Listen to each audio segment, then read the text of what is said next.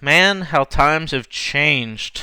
Remember fans? Remember when we actually had fans at basketball games? Oh yeah, these people right here, they're fans. I don't know if you young generation has heard of them, but yeah, back in the day, used to have people at games. Also back in the day, Drew Holiday was a New Orleans Pelican. Now he's teaming up with Giannis Antetokounmpo. Let's see if that's enough to get Giannis finally over the top in the playoffs in this Bucks season preview. Scout with Brian. Make sure you follow Twitter, YouTube, the podcast.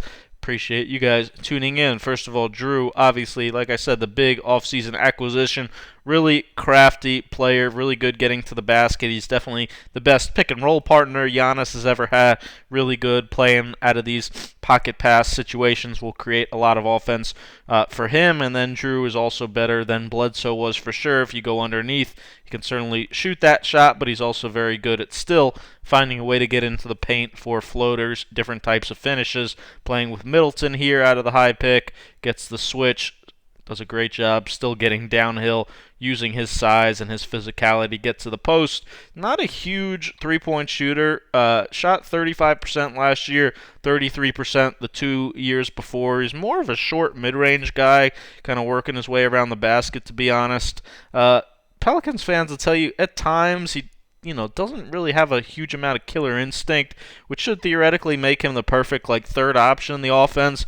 I'm just interested to see, if Giannis and Middleton say have to miss a few games here and there, can he step up? Can he, show he can be that go-to guy? Because it always seemed like, he's in the hall of very good players, but is he a great player? Again, maybe he was overcast in his role a little bit in New Orleans, but should theoretically fit in perfectly as the third banana here, kind of point guard, but obviously they're going to all share the ball a lot, allow him to play off the ball at times. And again, he looks really good overall in the preseason, scoring in a lot of different ways. That's kind of his main game there. Also a very high-level defender, active hands, and then we're going to see a lot of things like this, getting out, playing quickly in transition, allow them to be one of the best fast break teams in the league. Again, Dante DiVincenzo is the likely starting shooting guard.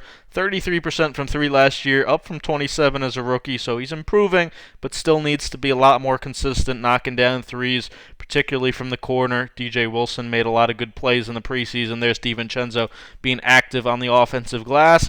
This is a kind of new wrinkle, too. He didn't really hit many of these off pick and rolls. If he can hit more off the bounce, that'll certainly help his game overall. Maybe he got away with a little travel here, but plays as a slasher, pretty active, high-energy guy. That's what they need him to do. He also is a good defender as well, one of the better ones on the team. Really good getting thin at the point of the screen, chasing over, and he's great at these rear view contests. Gets a ton of blocks out of that exact action. Really special at that. Chris Middleton, pure freaking scorer. I don't know what else there is to say. This guy is just one of the best pure buckets in the league. I mean, he's almost unguardable one-on-one, and in the preseason was just in such a good rhythm. No matter what you did, no matter how deep he was, he loves catching the ball around the nail, getting these nail isos where his footwork, face-up game's phenomenal. Playing out of the mid-post, getting these little post turnarounds, fadeaways over either shoulder. He can even rip through and beat you with his speed, and pretty athletic finisher. There's really not a wrinkle in his game that he doesn't have. He also, as much as Drew probably and Giannis, three of them will kind of all be point guards. I'd say they're 33% point guards each. They'll each bring the ball up at times. He's pretty good at that too. He's not a huge creator for others, but it's mostly because there's no reason to when you're a bucket yourself and you don't really miss. Giannis update. We are still doing this a lot. And this. And this. 30% from three last season on almost 5 a game, 28% on his career. He'll toss one in every once in a while, but I just don't really get it. What is this shot really adding? The defense does not give a crap if Giannis is taking those shots. If he makes, again, 1 out of 5, 1 out of 4 a game, nobody really cares. That's not the shot that's really opening up the whole floor for him.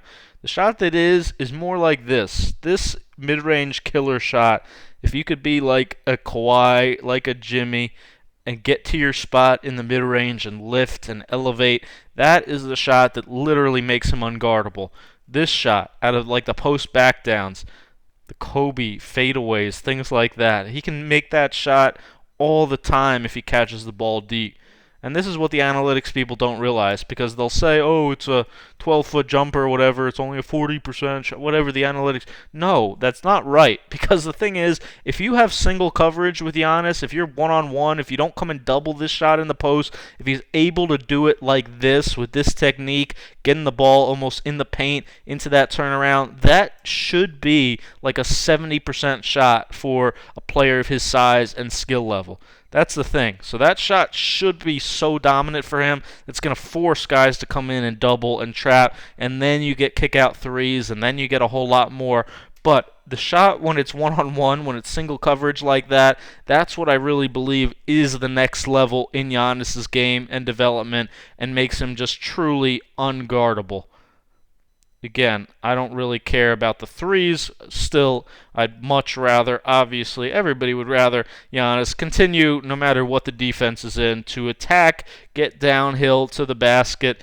You'll see a ton of small pick and rolls for him. That's like LeBron as big guys. You don't want a big man screening for them a whole lot. You instead put a small guy on it, trying to force either a switch or just a defensive breakdown where he could use his go-go gadget arms to still finish with ferocity, no matter if you foul him or what. He's obviously one of the strongest players in the league. And then the free throws. Most free throws of his career last season, 10 a game, but worst percentage, 63%. Needs to knock those down consistently. It's a little odd watching some of his free throws. He almost always takes 5 dribbles, 3, 4, 5, but there's a lot of clips where like he'll take 6, sometimes even like 10. I know, shooting, obvious free throw shooting in particular is incredibly mental, and guys will change up their routines if they don't like something at times, but sometimes he's very random with it. I'm interested to see if they could get him to be more consistent maybe with his routine, and if that could maybe help his free throw shooting. And was the defensive player of the year. I think a little overrated on that end, but still obviously high impact. Brook Lopez is an elite stretch 5. Didn't shoot the ball quite as well last season as he has in the past, but I think that's more a factor of how much attention is generally put on his threes and how everyone is increasingly difficult. But they also did kind of reprioritize how they use him a little bit last season, a lot more in the post. Looks like they'll continue to do more of that this season. Defensively, he's obviously morphed into one of the best just rim protecting 5s in the league, just backs all the way up. And how about this block on Zion? He's not afraid, obviously, to contest, not afraid to be dunked on at times, but he is a high-level rim protector. DJ Augustin, really like this signing as the backup point guard coming over from Orlando. High IQ point guard. It might be the best, true point guard on the team, but he also can play off the ball a lot. He's a really good spot-up shooter.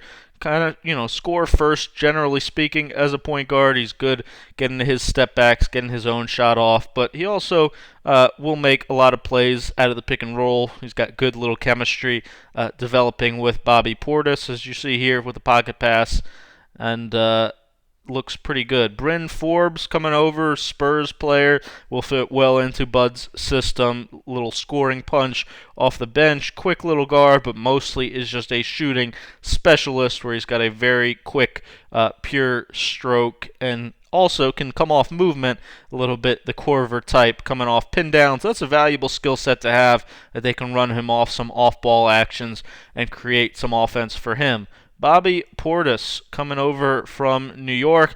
I'll be honest, he was one of my most hated players in the league. I just think he's, always wants to prove himself as a shooter and is a hothead that, gets in a whole bunch of nonsense. But I will say he's looked phenomenal in the preseason as the backup 5 for Milwaukee. He's rim running his ass off every time. It seems like somebody's finally gotten through to him that if you want to make a lot of money in this league, you're athletic enough to just freaking run every single time. Just sprint right down the middle of the floor, and these guys will find you, and you will get dunk after dunk after dunk. And he is playing with high energy, high motor, if he could play like this, I mean, he'll be the steal of the offseason for Milwaukee if he keeps that up. I mean, look at this one. This is a contested meet the ball at the peak. How do you finish that one? That was something special. Also mix in a few roles. Obviously, he's really, yeah, he's playing that pretty much full-time backup five, so he'll need to be a role man a lot for them. And I also like this more than him trying to prove he can be a three-point shooter and always staying out there. He's got a nice little face-up game in the mid-post. That's where he's, again, looked pretty good in the preseason. He's got some little turnarounds. They're definitely giving him some touches down there. And, again, if he can hit that shot at a high level, he becomes even more valuable. But I just hope he continues to keep his focus on playing with energy, taking charges like this, kind of fancies himself as a KG type. That's, I know, his favorite player, but needs to continue to play with energy instead of just kookiness. The Bucks also putting in a new motion offense, a new interesting development for them. This is a kind of starts with a rip screen for the initial passer right here, Middleton. Then they're going to try to feed it to him in the post. And again, him, Giannis, both so elite down there. Middleton ends up getting that one all the way out at the three-point line. Here it is for Giannis. This is a dangerous action for him. You see the feeder will go, or the recipient of the pass will go right into split game with the back screener right here. But DJ Augustin does a good job feeding the post. And then Giannis taking his time, finding Augustin again in the corner. Here's the other variety, kind of like a flex type. It's just, again, interesting new movement, not as predictable as last season. Last season, I thought in the playoffs, they were very easy to guard by just running the same thing almost every time with no motion. This one, again, is a flex offense. It's more of a everybody's an option offense, not just Giannis dribbling right down the middle of the floor. It also creates some threes for Jrue. It also creates some opportunities for deep post touches like Brook here. If he catches the ball that low, you're in trouble. And even to dump it down to Giannis like here, which again, I like him much more down here than I do walking down the middle of the floor chucking up threes. We'll also see some of the pick and roll, of course, in the offense where Jrue and Giannis should make a pretty good pick and roll tandem.